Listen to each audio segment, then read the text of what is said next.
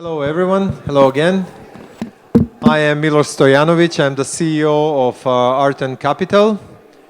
And we're going to discuss several interesting topics on this panel. I will now allow my guests to introduce themselves. So, good morning everybody. My name is Aljona Sakharova, and I'm the only lady I understood in the panel. So all ladies who are participating, please support me, because it's a man's world. Thank you very much.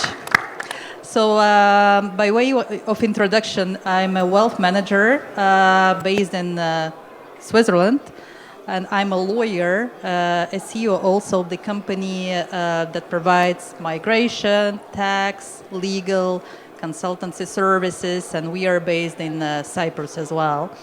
I'm a member of the professional legal tax committee on the government level, where we discuss all new drafts of laws, bills, before they come and become the laws. So I'm happy to share with you the experience I have, both for the wealth management, banking, migration, and the legal tax aspects in the EU. Good day.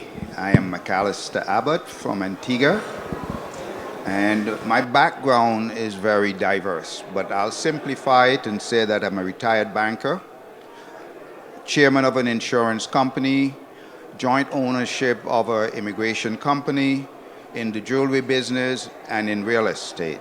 I am hoping that when we leave here today that I'll be able to establish relationships to have a collaboration on assisting people in getting second citizenship. Our booth is right across here from me, and in our booth today and tomorrow is the chairman of the Citizenship by Investment unit of Antigaue. So there's no one higher in terms of the citizenship program in Antigaue than the chairman. So when you're through and you want to stop at our booth and ask him any questions, so you know what I'm telling you today can be easily verified. Hello all, good morning. My name is Vitor Rodelo, and I'm the CEO of Casa 10. We are a brokerage and a developer in Portugal. We are doing the Citizenship by Investment since the beginning of the program, since 2012. And we are very pleased to be here in this conference to present you the new solutions about the Portuguese Golden Visa program. That, by the way, today will be the last day that you can buy property to be eligible for the program. The government will cancel this route to the Golden Visa. Only investment funds, creation of jobs, and donation for culture will be eligible. We still have some good opportunities to invest in Portugal, besides of the Golden Visa route, and this is why we are here on this event. Thank you very much. So, on a previous panel, we talked a lot about tax implications and how different programs attract different applicants, and how our industry, indeed, we all believe it's going to grow and expand. Even though our industry, I mean, migration, it's been there forever, but our industry officially is not that old. It's matured, but it's not that old. For the last 10, 15 years, it actually attracted higher number of applicants, and we have awareness of it.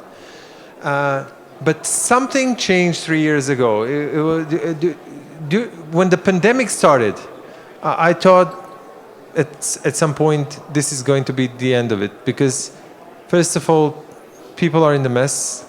Nobody knows what's going to happen tomorrow, and what's the value of the passport? You can't travel anywhere. And day by day, we started seeing increase of demand. I still don't understand what happened. So I'll start with the lady. What do you think? What happened during the pandemic, and why this post-pandemic era is actually the best one for our industry ever?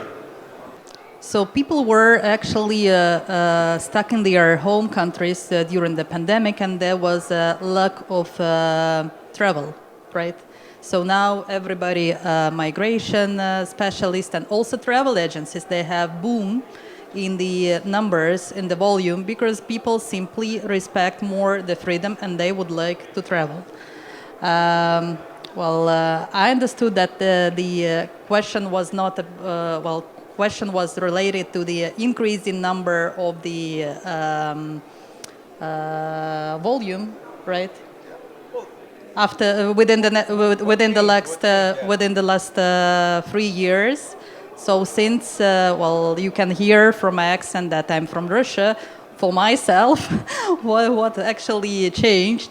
Because of the not stable geopolitical situation, we also saw a move from people relocating. And it's for my market, it's more than pandemic. It's geopolitical stability and basically increased number of applications for the not only for the permanent residency but for the physical relocation as well. If I may, I want to use my son as an example. My son was in Antigua celebrating Christmas with us when the pandemic struck. Flights closed, people were no longer traveling. He happened to have been in the IT business. He lives in Canada. He spent 6 months in Antigua from December to June working from Antigua. What that indicated is the flexibility with modern technology that you can basically work anywhere in the world. However, having a citizenship that gives you the luxury of visa-free travel became very attractive, especially to people in the IT business. And that's where we saw the increase.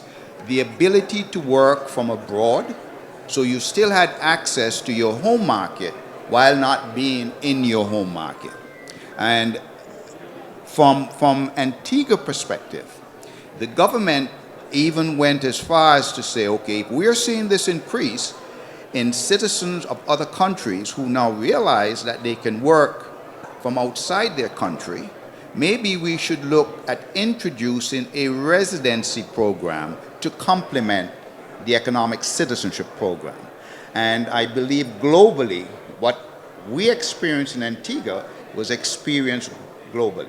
Well, in Portugal, the country where I live and where I'm from, I believe it was also the same. But there was a game changer with the COVID. I believe people started to come, and a lot of people come from all parts of the world, mainly from US, which was not a market for Portugal. And people, once they stayed in Portugal 1 week, 2 weeks, 3 weeks, they start enjoying the country. They start enjoying the security, the weather, the food, the safety. And so a lot changed their residency to Portugal. Obviously, they make investments in property, and they got the plus of the passport. So this was really a game changer, the COVID, because we attract a lot of people from everywhere, and people just established. Like my friend here was saying, the IT people, IT community, we call it the nomads or the new nomads, are now a huge community in Portugal because they feel safe. They are in a very nice country. We have 300 sunny days per year, so they want to stay there. If they have the plus of getting a passport within a small investment, starting in 280,000 euros, so they will move and they will stay. So I believe this was really the game changer. And obviously, as you were saying, Milos, after the COVID, people were stuck at home and people start traveling. People start moving around. We were also very pessimistic when the COVID hit our country also. But in the last 2 years, it's been amazing. We have demand from all parts of the world. New countries are coming in. People from new countries, we never heard about it. They are not normal tourists or immigrants to go to Portugal. Now they are just moving and they are staying, which is completely different from the first clients that we have for this kind of programs. That was just investment by investment. They don't want to live. Now people go and stay. I believe this was the big game changer. Yeah, I just wanted to add that what we discussed before the panel, that we had a similar discussion before the panel, and we were discussing that not only COVID actually drove the growth, but also the we named the countries and the nationalities that are coming to Cyprus, to Portugal, to Antigaue. And we find Turkey, we find South Africa, we find, a lot of from our market, Russians, Belarusians, Ukrainian. And why these people are actually moving? So they're not moving, but why these people are obtaining the second, travel document, residency permit, passports, and so on and so forth, because they do not feel safe in their countries. So they feel some instability and they want to have a second document to be able to use and a nice country to live in case they would have to. Yeah, we realize that now we don't have a traditional markets anymore. It's global. Everybody wants it. Everybody has a different need. But also the programs are changing. Some programs are closing, new ones are opening, and we see a constant changes in prices. I would say increases most of the time. Did the government realize, okay, this is becoming very popular, people are easily investing, there is an opportunity for me to charge more? Or is it they realize it's not enough economic impact for the government? Will this affect the demand? And what's going to happen when everybody raises the prices and then some countries realize that they're not as attractive as their neighbor? And the first thing to compete is what? Cut the price. And then we go back to the square zero. I'll start with the lady. I mean, after that applause in the beginning, I don't dare starting with anyone else, just so you know. Well, maybe we can change the logic and, give the gentleman also the opportunity to start. So, okay. So in terms of changes in the pricing, in Cyprus, we do not have any changes in the pricing. Still, you need to invest 300 euro into the real estate to get your golden visa, permanent residency, and there is no change. We used to have a citizenship by investment program that was closed, and in the EU, if we look, there is only one official citizenship by investment program left, where you can get a passport fairly quickly. It's Malta. All the rest is not available anymore. In terms of prices increasing, I think it's quite logical because we have inflation. So now I will talk as a wealth manager. So we have inflation, and you can see that 1 million that was 1 million 10 years ago is not the same 1 million as we have it today. So 300K. It's a fairly, I would say, low sum now for your permanent residency that will be for you forever. And given the inflation rates, also, we are all here dealing with the investments in real estate, I guess. So if you can rent out your real estate earning 10 plus yield, it's a very nice return at the end of today. Yes and no, because even with the inflation and everything, the prices of the real estate increase. So what you could buy for 300,000 back then, now it's probably a small studio nowadays. So depends on the return. If you bought a studio before for 300K, and now you can if you used to buy for 300K 2-bedroom, and now you buy a studio 1-bedroom, but you used to have a return on this 2-bedroom of 3-4%, and now you have 10%. Well, for me, the return matters, not the size of the studio, unless you do not intend to live in the studio. We see now the trend in the Caribbean. The first one island started increasing the price. What's going to happen? Will others follow?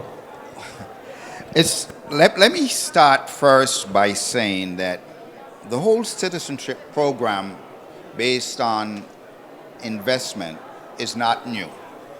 The United States, the UK, Canada, several of the developed countries do offer some form of citizenship. What has happened recently is that when the small islands in the Caribbean started the program, realizing that the whole tourist industry, which, well, prior to tourism, it was agriculture, which slowly disappeared, and then tourism is a very fickle-based industry. The islands introduced economic citizenship. It has become so popular globally that the big countries are beginning to put pressure on us. I don't want to criticize any country because I'm from a small island and I want to make certain that the benefits that we offer with our program continues. Very recently, the United States government met with the key islands in the Caribbean that offered citizenship. They established 6 protocols. Of the 6 protocols, Antigua was already implementing 5. The 6th one was, in the future, you're going to have a personal interview, either via Zoom, virtual, or in person. So the islands all agreed. However, after we reached the agreement with the United States, Canada came out and said, well, guys, you have now reached an agreement, and please don't quote me verbatim because I was not at the meeting, but Canada said, okay, you've established certain protocols. We are going to reintroduce almost freedom of access to the Canadian market. If you have a US visa or you had a Canadian visa, you can now go online and apply, I think you call it the ETA, in order to get access to Canada. The UK took a position very recently that they were not happy with a few countries. Unfortunately, Dominica, which is one of the small islands in the Caribbean, was forced to now start having visa. The European Union met with the islands and said, we are not happy with your program because we have come down on places like Portugal and other European countries that offer it. And they came out with some, well, let me stop. Officially, they have not, and correct me if I'm wrong, they have not put out a document. What they said to the government ministers that were present at the meeting, we are going to negotiate with each one of you individually. However, it is understood that certain guidelines came out. And based on these guidelines, several of the countries in the OECS who offer the program have increased their prices. Antigua has not. And at the back of the room watching me to ensure that I'm saying what is correct is the chairman of our CIU. That's him standing there, Jeff Hadid. Just recognize him. So you know that what I'm telling you is factual. The government of Antigua has said that they are not going to make any changes at this time till they are officially notified by the European Union. So having said that, and we are speaking about pricing, Antigua still has the best prices on the market at this time. It is my opinion that is going to change as they try to standardize the whole program through the region. Thank you. The price is going to go up. That's the end statement of that one. Thank you very much. Portugal, as of now, 500, no real estate option. No real estate option, no. Well, we can still do it until 11:59 today. We still Do have you time. really think that few thousands of applicants that came and bought real estate in Portugal, mainly Lisbon and Porto, made such an impact on the real estate market that it became unaffordable for locals? Or there is an impact more of all this crypto community, all this blockchain and everything that Portugal is trying to attract? And is it fair that these options are removed and now we're ended up with a fund option, which we don't know how it's going to work? And what's going to be the impact, positive or negative? In my opinion, in Portugal, the prices, when we started the program in 2012, we were eventually the cheapest country in Europe. We didn't have a lot of demand from the normal countries beside Europe, mainly UK. UK and Ireland, they were investing in Portugal since the 70s. So we were not having clients from Middle East, we were not having clients from China, from Africa, well, you name it, any other countries. So the impact of the prices now with the end of the Golden Visa will not be substantial. The Golden Visa transactions in Portugal, which is around 200,000 transactions per year, it is only 1%. The issue is that the ticket per sale is much higher than the common sales. So it means that each person that goes there, on average, spends 500, 600,000 per transaction. And the current transaction for a local family over there is around 200, 250. This is the main difference. We have, at this specific moment, an issue of over-demand. Because everybody wants to come to Portugal. As I said before, we have a huge community of Americans coming. For you to have an idea, I was with a big hotel chain of Portuguese that they were saying that we were receiving 60 flights per week directly from US 3 months ago. Now we are having 110 per week, just from US. So this means that a lot of people just from one country are coming, are staying and are buying. In terms of the pricing, obviously that the first clients that get the Golden Visa 10 years ago, they are making a big money because the prices went up. Some cases, and depending on the development that they bought in Porto and Lisbon, they can earn 50 to 60% if they sell now. This is what is happening with the first clients that got the Golden Visa, got the passport. Now they are selling their properties and they are making a huge money. But in the end, we have another factors that will give an increase to the price. We need to consider that Portugal has a non-habitual tax regime. Nobody speaks about this, but this was very important for the community, mainly Central Europe community, that came to Portugal and declared their tax income there. So if you are a non-habitual tax regime person, you pay 0% for 10 years. This is something unbelievable. We have a lot of French, Swedish, Finland people just moving to Portugal. You need to stay 180 days in order to avoid tax. So this is becoming maybe the most attractive for very wealthy people. By the way, this regime will also end in the end of the year. It was just announced 3 days ago by our Prime Minister. In the end, I would say that the prices are coming up everywhere around the country because we have more clients and properties available.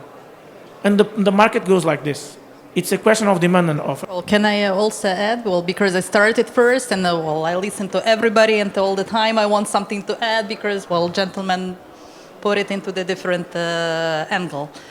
So I wanted to add also about the non-dom regime that we have, also a tax regime that we have in Cyprus. So since I'm a tax lawyer, I think it's important not to only have a permanent residency where you have a house, you rent it out, and maybe one day you would like to visit.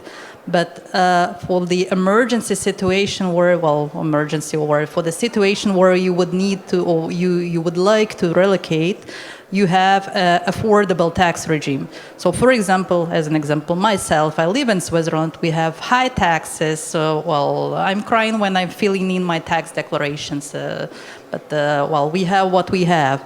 In Cyprus, we have also the non-dom regime that is similar to the non-dom regime introduced in the UK.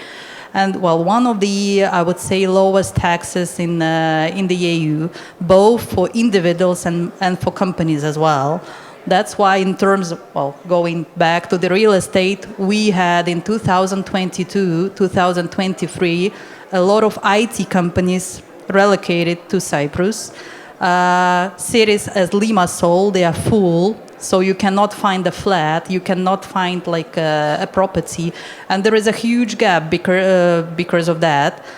So not only we have those people who bought flats for investments, but also people who relocated to live, like to work. And those people from IT companies who relocated to work, they haven't earned enough money yet to buy their own flat, but they can afford a high rent.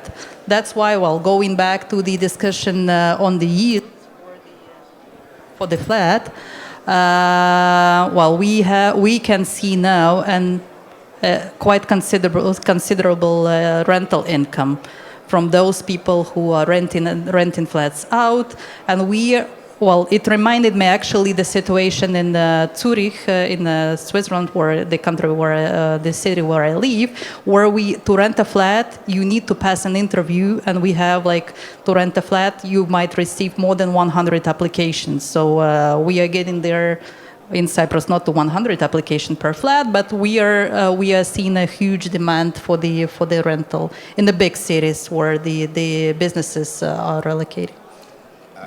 Yeah, I would just like to add, and I don't want to compare notes, but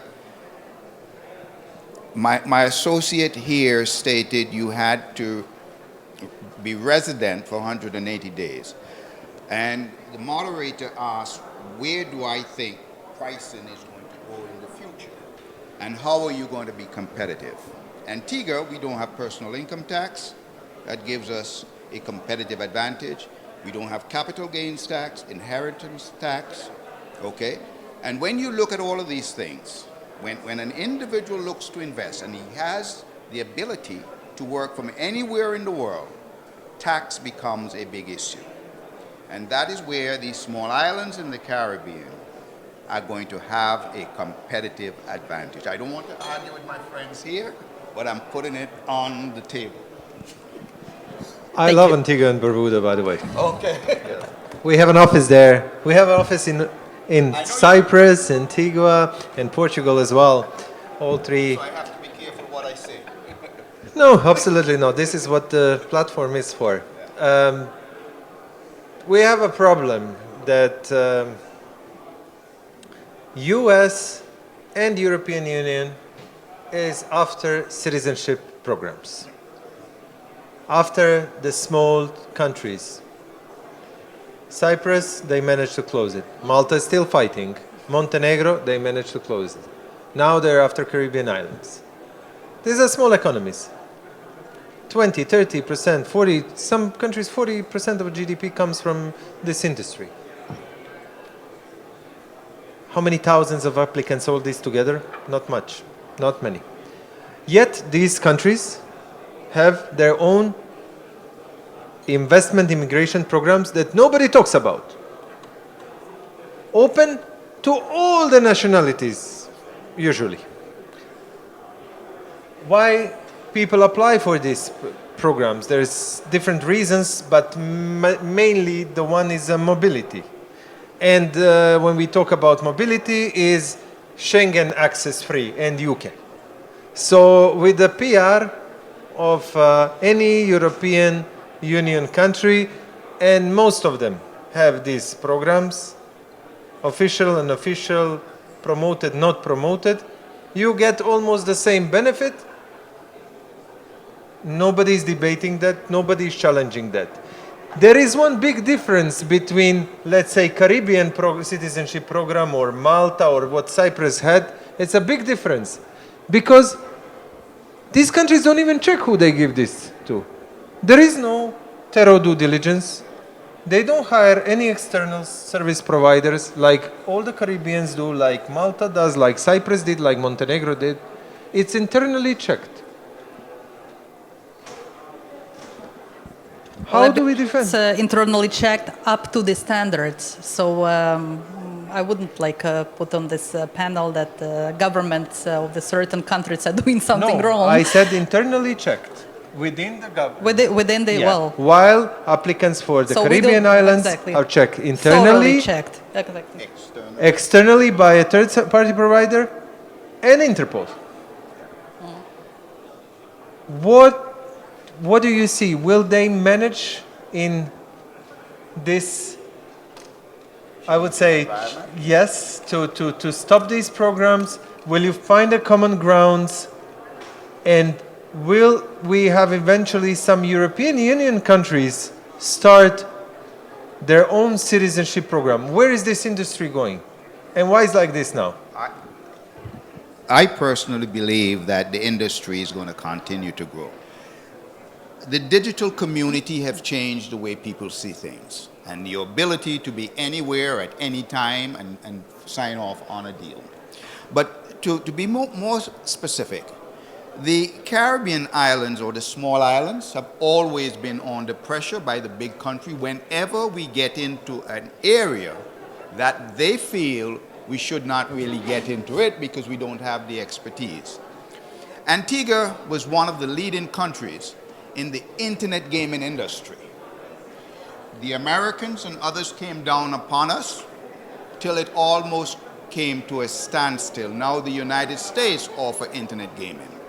I'm saying that to say that almost anything these islands try to do to survive and not be coming to you with their hand with a basket is always appear to be a challenge. If you look at the whole numbers on immigration, whether legal or illegally, the number of passports that these islands collectively issue in a year is about 12,000. I am certain each and every one of you in this room would consider if the number of people moving illegally across the borders into the United States and Europe were only 12,000, we would never have an issue. The governments drew this to the European Union attention. The people that we are giving citizenship to are not coming and creating a burden for you. We are using your expertise to do the due diligence. How else do you think we can protect you from our citizens starting to want to cross the border to come into your country to look for a better life? I don't think that we are going to get to a stage where the European Union tried to close it down. Because I said earlier on that we have reached an agreement with the Americans. We have basically solved the UK problem, where the UK says, I think it's by 2024, everyone will have to do ETA. But at the back of all of this, there's a global shift, okay? The United States and Europe are the leaders in the world in terms of democracy. They now realize that China, Russia, South Africa, Australia are now looking to form a bloc called the BRIC countries. Brazil, sorry. The United States realize, as the rest of Europe realizes, that all of these islands have the same vote at the UN. To each one, there is a vote. And they do not want these islands to move further away from the Western Bloc and move towards supporting China and these other big countries. And that is the reality that we are faced with. That is why I am of the opinion that we are going to reach an accommodation. We have reached the accommodation with the Americans, we reach it with Canada, with the UK, and it's now going to happen with the EU. I am of the opinion that we all eventually, if we do not have visa-free relationship at this time, we will most likely be still required to get a visa. But the islands have that relationship, which means that what they will most likely move to, one is increasing prices, and two, we will have to now do it, ETA you call it? Yeah. Where you go online, and within 24 hours you have your visa. So that is my feeling. Anyone else opinion on this? In Portugal, unfortunately, we are closing the program by investment in property today. we will only be able to do to be eligible for the golden visa investment funds, and the ticket will be 500,000. So we came from 280 as a minimum investment, and now we go for 500,000.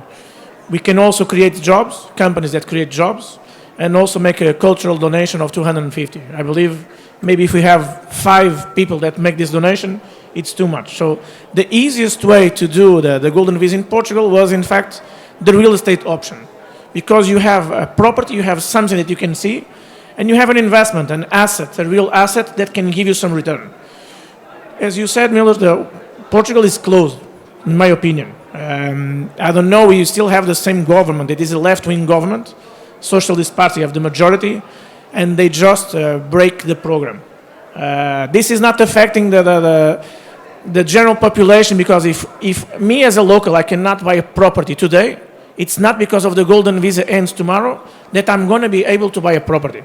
This is just a political issue. Maybe some other powers from European Union or some other countries or some other associations are getting this as one of the first countries to close the program, and after Portugal it will come others, for sure. It's not good for the economy, but it's what it is, and it's what we have at least for the next 2 years until we get new elections for the government. We hope that this could be something that maybe in the near future, when we have new elections, a new government will come, and maybe they will revoke this laws that was just approved today. We hope so. We were hoping until last day that this will not happen, but unfortunately... We still have until midnight today. Yeah. I remember Cyprus in the days of a citizenship by investment program, and just going there, being there, you could feel that everything is moving, business is booming, money is coming, local people making money. In my opinion, and what our team experienced, I think it was a golden era of Cyprus. All of a sudden, it stopped. It was the first program that closed, citizenship program. How would you assess this event?